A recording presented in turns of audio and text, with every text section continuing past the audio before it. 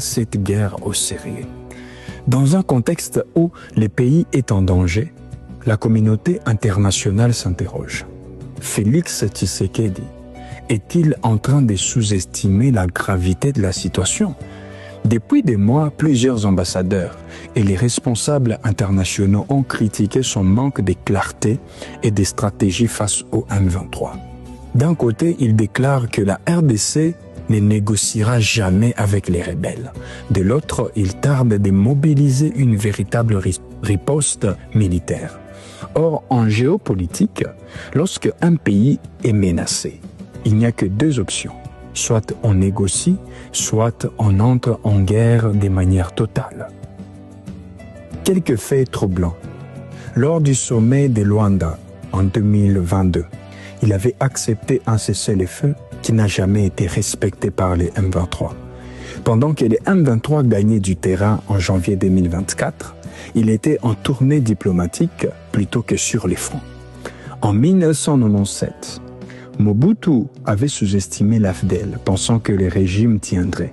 6 mois plus tard, il était en exil au Maroc.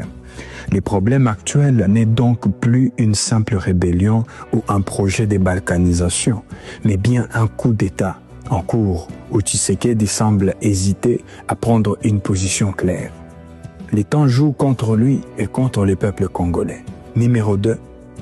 Les erreurs de Mobutu répétées par Tshisekedi. L'histoire est un excellent professeur, mais malheureusement, certains dirigeants ne semblent pas apprendre de ces leçons. Félix Tshisekedi est-il en train de répéter les erreurs fatales de Mobutu?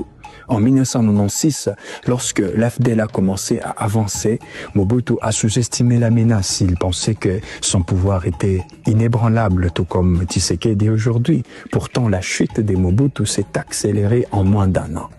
Quelques chiffres édifiants. En 1996, les troupes de Mobutu comptaient 50 000 soldats. Pourtant, face à une rébellion bien organisée, elles se sont effondrées. Aujourd'hui, l'armée congolaise compte officiellement 134 000 soldats, mais plus de la moitié sont mal équipés et démotivés. Mobutu avait perdu Kinshasa en mai 1997, après 7 mois de guerre. Si les M23 continuent sur cette lancée, combien de temps reste-t-il avant un scénario similaire?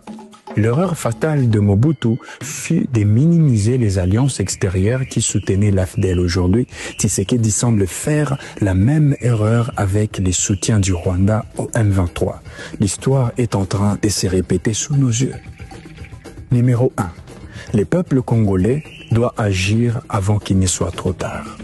Saviez-vous que chaque coup d'État dans l'histoire a toujours commencé par des signes que le peuple a ignorés?